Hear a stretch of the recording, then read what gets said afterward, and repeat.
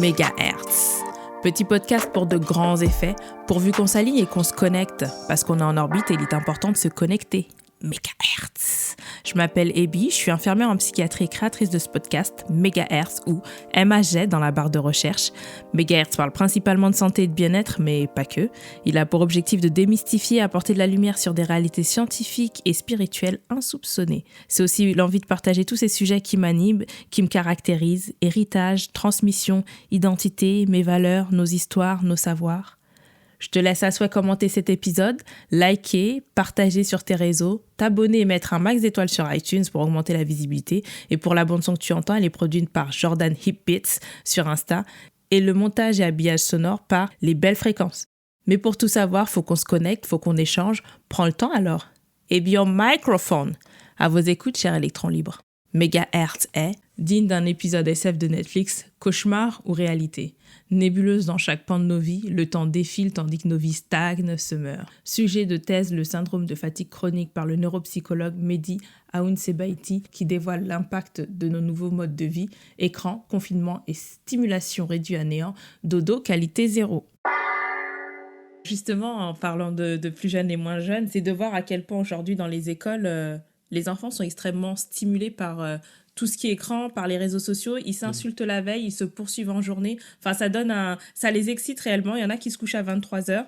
Et là, je suis en train de rebondir sur le temps idéal pour un adulte, s'il y en a un de sommeil, et pour un enfant, je sais pas, de 10 ans en moyenne environ, je sais pas. Non, en fait, traditionnellement, on dit les enfants doivent dormir, ont plus de besoins de sommeil que les adultes, certes, mais le besoin de sommeil, il est propre à chaque individu. En fait, on fait souvent des moyennes, voire des médianes, etc., mais au final, le besoin de sommeil est propre à chaque individu. C'est-à-dire que certains individus vont avoir besoin de 5 heures de sommeil pour être parfaitement reposés, d'autres individus vont avoir besoin de 9 à 10 heures de sommeil pour être bien reposés. Là-dessus, vous faites une moyenne, mais cette moyenne, c'est pas la vérité absolue. Le besoin de sommeil, il est inhérent à chaque personne et surtout, pour connaître ses besoins de sommeil, il faut faire le test. Alors, pendant les vacances ou en période de confinement, petit clin d'œil, eh bien, en fait, on va dormir et on va regarder à quelle heure on se réveille et à quelle heure, surtout, on se sent parfaitement reposé. Et on fait une moyenne sur 2 semaines.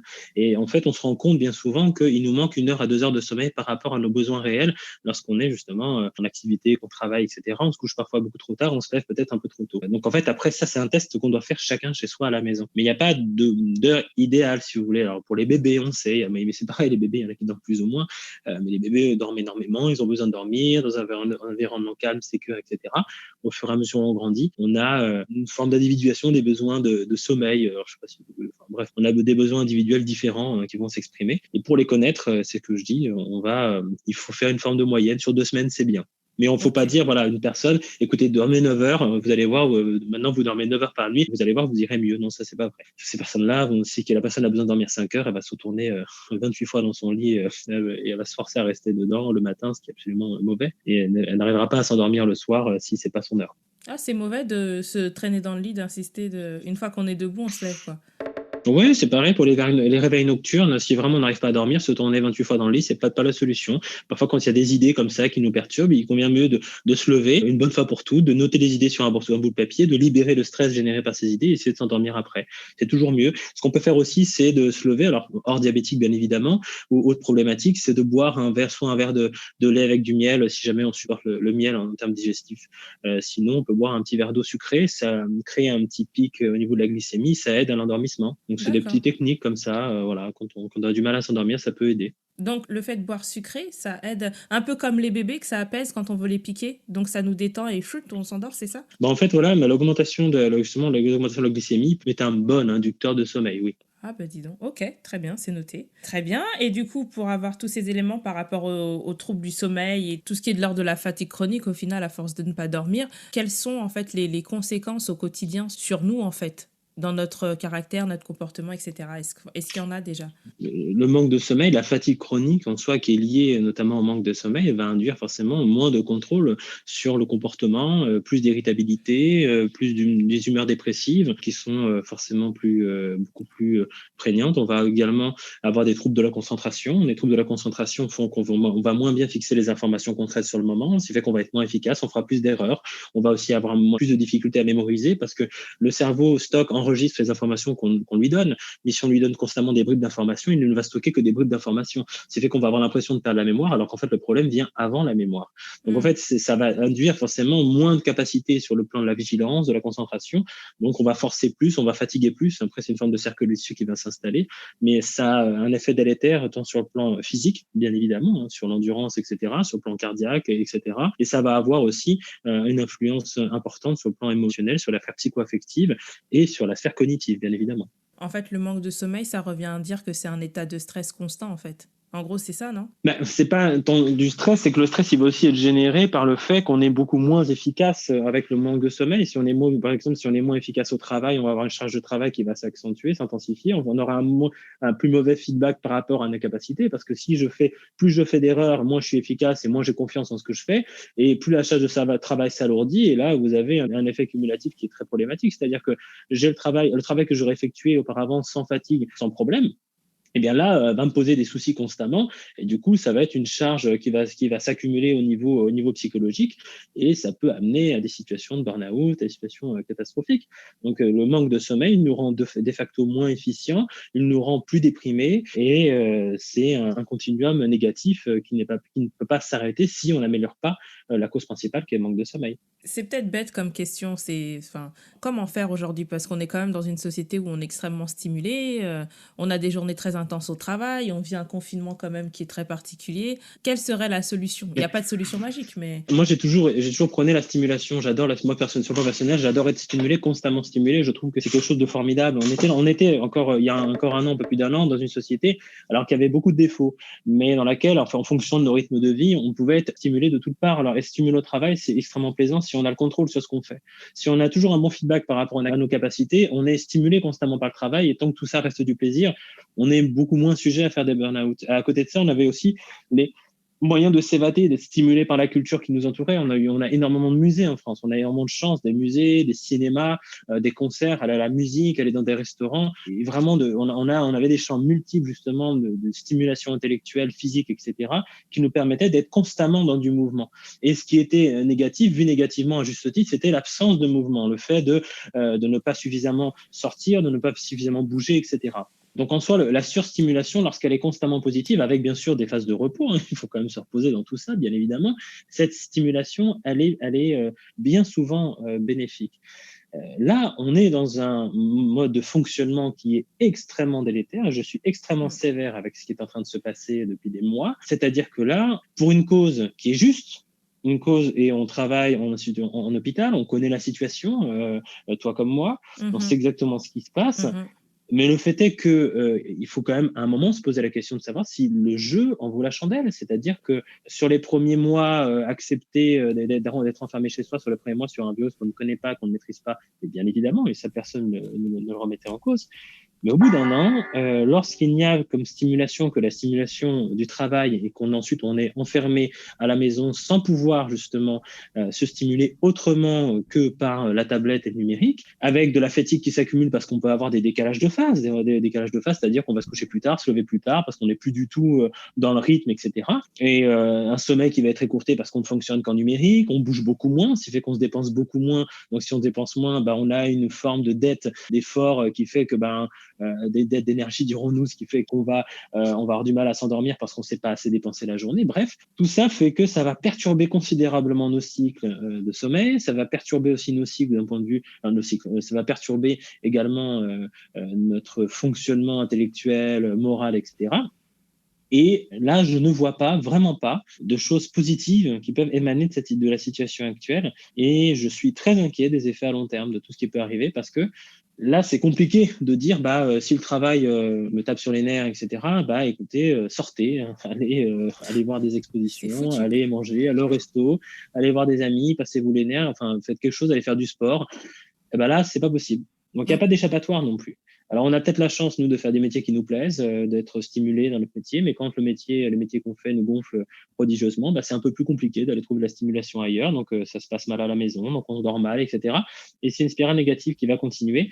Donc, à mon sens, il faut trouver des moyens alternatifs de lutter contre l'épidémie, de lutter contre les autres épidémies à venir éventuellement, que cette stratégie quelque peu moyenâgeuse est extrêmement délétère pour la psychologie, pour la santé même autre que psychologique, cardiovasculaire, neurologique, tout ce qu'on veut, hein, de la plupart de la population. Donc là, aujourd'hui, j'ai pas de méthode miracle contre la fatigue accumulée et les troubles du sommeil. Mais la stimulation est positive quand elle s'applique dans un monde normal. Oui, dans un monde normal. Du coup, comme tu disais, oui, on a déjà, je travaille en psychiatrie, il y a déjà eu les retombées de tout ce qui se passe actuellement. Mais du coup, j'ai une autre question, parce que tout le monde à l'extérieur, même en n'étant pas dans ce milieu sanitaire, on va dire, ou hospitalier, arrive à avoir une réflexion dessus. Et j'ai envie de dire, en tant que neuropsychologue, qu'est-ce qui fait que les gens, en tout cas en France, on accepte autant, en fait? Parce que à l'extérieur, on voit dans les infos que ça se passe pas forcément pareil. Qu'est-ce qui fait que les gens en acceptent autant? J'aurais pas la réponse. J'aurais pas la D'accord. réponse. Je ne sais pas pourquoi est-ce que on accepte autant en France. Je pense qu'on a quand même, sans du tout émettre de jugement sur les populations des autres pays, très loin de là. Là où je suis content, c'est que pour moi, l'absence de révolte n'est pas corrélée à une forme de docilité. Je pense que les Français, nous, les Français, avons montré quand même à plusieurs reprises dans l'histoire qu'on reste relativement réfléchi et on peut justement s'insurger contre certaines réformes, etc., ce qui est tout à fait sain.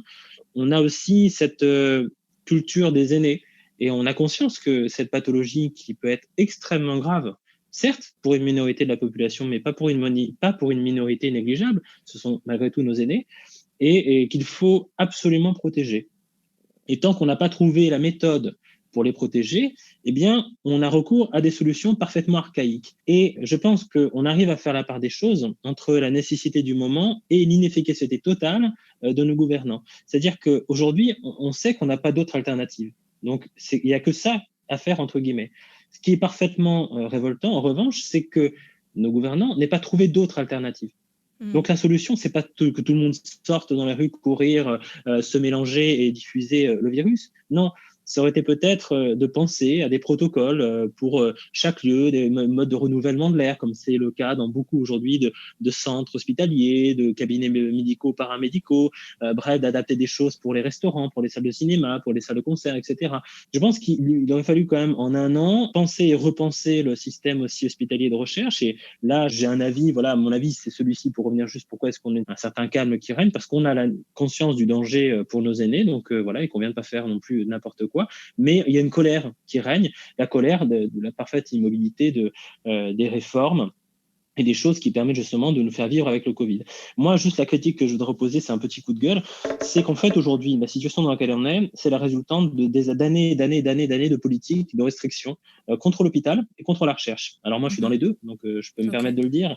On a supprimé des lits, on a supprimé beaucoup de lits depuis ces 20-30 dernières années. On a voulu faire des économies de bout de chandelle. Le but, c'était de faire des économies sur les soignants, sur les patients, sur les structures hospitalières.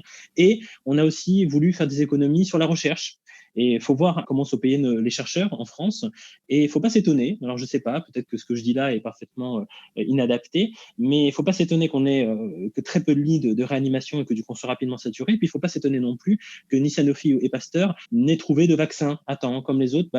Pourquoi? Parce que peut-être que les démarches de recherche sont extrêmement complexes en France. Pour mener des recherches en France, l'administration aime beaucoup se protéger. Donc, on a énormément de démarches à faire. Et je peux en témoigner. C'est extrêmement long de pouvoir générer une étude, de pouvoir la publier, etc. C'est très complexe en France. Alors, on le fait, mais il faut en passer par différentes strates et différentes procédures. Et aussi parce qu'on perd beaucoup de nos chercheurs.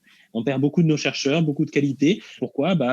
Parce que lorsque un chercheur a une sollicitation à l'étranger bien plus intéressante, avec plus de respect en termes professionnels, en termes aussi financiers, qui vient d'un autre pays, il va pas hésiter plus de 3 minutes, il va partir vers une autre université. Il faut aussi voir la responsabilité de la gestion des hôpitaux, de la gestion de la recherche, se dire, bon voilà, aujourd'hui, on en est là, on en est à un stade qui n'est pas très joli.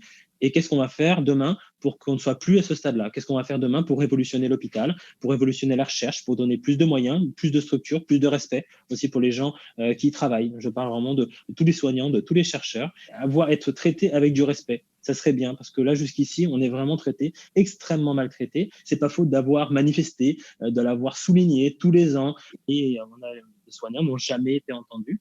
Et ben aujourd'hui, avec la crise actuelle, ce sera peut-être le moyen de faire un électrochoc pour que les choses avancent et les choses changent pour les soignants et les chercheurs. Bah, merci beaucoup. Enfin, moi, je suis un peu blasée, hein. Enfin, donc, c'est le propos que tu tiens. Beaucoup de gens beaucoup, enfin, tous les soignants tiennent le même. Donc, bon, c'est pour ceux qui connaissent pas, je suis blasée. C'est exactement ça. Mais j'ai une autre question qui m'a traversée. Autant que neuropsychologue, on doit dire docteur? On dit non, non, parce qu'on n'a pas le. Alors, à la base, on devient neuropsychologue via un master professionnel. Mhm. Après, on peut choisir de faire une thèse, de faire un doctorat. À partir du moment où on a un statut de doctorat, oui, on peut nous appeler docteur parce qu'on est docteur en neuropsychologie, en psychologie, en neurosciences, etc. Mais le diplôme lui-même n'est pas lié à un doctorat qui permet de pratiquer. Donc après, les choses évoluent. Hein, les choses évoluent.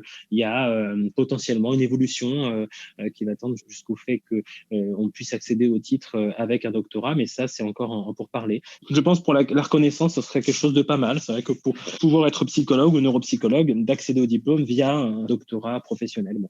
C'est une idée qui avance et qui peut-être trouvera son chemin, comme dans certains pays, comme au Canada, etc. Voilà, Ah, mais, en France, on est encore un petit peu à la traîne. ouais. Mais voilà, aujourd'hui, pour être docteur en neuropsychologie, il faut faire une thèse de science, une thèse de recherche. C'est ce que je fais moi-même, là, justement, pour accéder à ce titre-là, qui me permettra d'avoir aussi forcément un certain statut dans la recherche et plus de capacité pour diriger des protocoles de recherche et avoir des réponses aux questions que je me pose. D'accord, très bien, très intéressant. Je voulais savoir aussi où est-ce qu'on peut te retrouver dans le sens prendre rendez-vous pour ceux que ça intéresse, qui ont des problématiques de syndrome de fatigue chronique ou ce genre de choses. Et bien, en fait, tout simplement, ils peuvent m'envoyer un mail. Il n'y a absolument aucun Ok, problème. Je suis toujours joignable. ok. Il n'y a vraiment aucun souci. Donc, mon mail, bah, c'est simple. Je peux même le donner là. Hein, c'est pas un problème. Hein, c'est quelque chose que j'utilise à des fins professionnelles. C'est donc c'est M comme Mehdi, point AOUNSEBAITI, donc mon nom de famille, aounsebaiti, @gmail.com. Et donc, pour les personnes qui se posent des questions par rapport à des troubles cognitifs, des troubles de la mémoire, des troubles de l'attention, chez eux, chez leurs enfants, des problématiques aussi de fatigue chronique, des douleurs qui se sont installées progressivement ou brutalement sans qu'il y ait une cause qui ait été identifiée, bah, ils peuvent me joindre. Il n'y a aucun souci. On prendra le temps pour en discuter, que ce soit par mail ou par téléphone ou même de visu. Il y a vraiment aucun problème. Est-ce que pour vous, les neuropsychologues, ça fonctionne un peu comme nous, les infirmiers? C'est-à-dire qu'il y en a beaucoup qui effectuent des vacations ailleurs ou même qui sont à la fois en libéral et en poste. Et du coup, la question, c'est, j'ai l'impression que c'est quelque chose qui reste assez mal vu, en fait. Voilà, c'est encore mal vu, voilà, de travailler en cabinet et en même temps à l'hôpital. Alors, les médecins, il n'y a pas de souci, mais pour les autres, c'est un peu Bah, plus problématique. Mais bon, c'est toujours pareil. mais je rigole, mais Et, mon chef de service, c'est exactement ce qu'il fait. C'est exactement ce mais qu'il fait. je sais. Non, mais il y en a qui s'en fichent si tu veux, mais en fait, c'est pas du tout les gens en général, c'est pas ça, c'est le fonctionnement législatif de l'hôpital. C'est-à-dire que il faut demander l'autorisation au comité d'éthique, Ok, et en fait, il n'y a pas de raison pour refuser. En fait, il n'y a aucune raison de dire non, mais on peut décider de te dire non. Et si on te dit non, bah, si tu le fais quand même, eh ben, tu braves le comité d'éthique et donc tu fais une faute professionnelle. Parce que, étant donné qu'on n'est pas du tout en faute, du moins, en fait, le principal, c'est de respecter ton temps de travail. En fait, nous, on n'a pas, moi par exemple, je suis cadre supérieur, enfin, les psychologues sont cadre supérieur de la fonction publique, donc en d'accord. tant que cadre, on n'a pas de temps de travail. On n'a Ok, pas de temps en termes. Voilà. ok. Par contre, on a des objectifs. On a tant de patients à voir, comme les médecins ont tant de consultations à assurer par mois, etc. Nous, c'est pareil. Donc, en fait, après, le reste du temps, quand on n'a pas de patients, on peut fonctionner en télétravail, en recherche, on peut rester au labo si on est bossé au labo. On est libre, si tu veux, de nos mouvements. Ou on peut aussi essayer de gagner un peu plus que ce que l'hôpital veut bien nous donner par mois. Et en l'occurrence, c'est tout à fait légal à partir du moment où tu n'empiètes pas sur ton activité hospitalière. Donc, tu sais, c'est pareil, quand tu veux faire une formation, par contre, dans ce qui est dingue sur les rémunérations des hospitaliers, quand tu veux faire de l'enseignement, tu peux assurer des TD, assurer des cours magistraux, etc. Il faut que tu fasses une demande de cumul de rémunération. Alors, en gros, on ne te donne pas beaucoup à la fin du mois et tu vas demander l'autorisation pour essayer de gagner un peu plus. Et on peut te dire non. On peut te dire ah non, non, mon ami, tu n'as pas le droit. Alors les raisons sont toujours un peu obscures, mais on peut te dire non. Moi je trouve ça assez extraordinaire, alors que bon, ça va dans le bon sens. Tu vas juste diffuser des connaissances, tu vas échanger sur des choses, voilà, tu vas enseigner. eh ben, on peut te dire, bah non, ça, c'est pas bien, il faut pas le faire. Et donc, voilà. Et c'est vraiment cette drôle de culture de, voilà, l'empêchement. On dit, maintenant, faut pas faire ça. Il faut remercier tous les jours le Seigneur de travailler dans cette jolie institution. Tu gagnes pas beaucoup, mais quand même, tu dois être content. Bon, ouais, bref, c'est bien. Alors, on est très fiers. Moi, je suis très fier de travailler à la PHP. Je suis extrêmement fier. J'adore. Mais c'est vrai, moi j'aime mon hôpital, j'aime mon service, j'adore mon métier, c'est pas le souci. Mais ce que j'aime un peu moins, c'est cette tendance irrépressible à l'administratif. Et alors ça, purée, quand tu veux faire quelque chose, quand tu veux demander quelque chose, alors, il y a toujours les formulaires à demander à faire signer un tel, qui doit le faire tamponner, qui doit faire machin. Oh là là, là c'est une mayonnaise improbable et c'est pas possible. Et c'est le même problème pour la recherche. Pour la recherche, il faut publier des fascicules. On doit publier quasiment des nouvelles. J'ai l'impression d'être Oscar Wilde à chaque fois que je veux faire une recherche. Je dois envoyer un bouquin de 50 pages à des gens pour lancer un protocole de recherche. Je me dis, mais dire que le montage administratif, il est plus complexe et plus long que la réalisation de l'étude ou l'écriture de l'article. Parfois, c'est incompréhensible. Enfin, on se dit, donc, il faut demander l'autorisation à 28 personnes avant de faire un truc qui est du non-invasif. C'est-à-dire que je ne vais pas aller ouvrir la tête des patients. Je vais essentiellement faire de la recherche sur bien souvent des données qu'on a déjà ou des tests qui ne sont pas invasifs. On va proposer aux patients. Donc, soit le risque est quand même minime. Et ben, malgré ça, ça peut rester assez compliqué. Bon, après, c'est comme ça, mais on le fait, on s'y prête. Hein, c'est pas le souci parce qu'on reste des passionnés. C'est vrai que parfois, c'est souvent la course, quoi. Non, mais ça, je trouve, c'est extrêmement intéressant pour ceux qui connaissent pas les structures hospitalières. Et c'est de voir tout. Ça me fait penser un peu à l'administration, le fameux épisode d'Astérix et Obélix, où on te dit oui, pour le formulaire, va à l'étage tant, c'est très. Oui, je connais pas ailleurs. Le formulaire A42A, ouais. Oui, bah, mais c'est exactement ça. Moi, j'appelle ça le don de soi. C'est Ah magnifique bah, de oui, soigner des PHP, gens. Et, non, je pense que bon. Je trouve que le message, il est très brouillé et ça nous fait patiner, nous autres, les soignants. Mais en tout cas, j'espère quand même avoir éclairé un petit peu tous ceux qui ont pris le temps d'écouter. Je pense que j'ai pas d'autres questions. Ou est-ce que tu vas ajouter un point? Non, c'était un plaisir. C'était un plaisir. Merci de m'avoir accueilli dans ton émission. Merci beaucoup. Et voilà. Donc, merci à toi d'avoir pris le temps et d'avoir répondu à tout. Merci. Bonne journée. Je t'en prie. Bonne journée. À bientôt. Au revoir.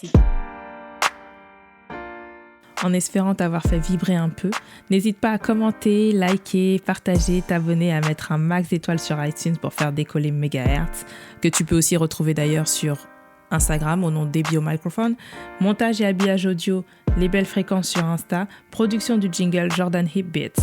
C'était Ebio Microphone. À très vite sur les ondes.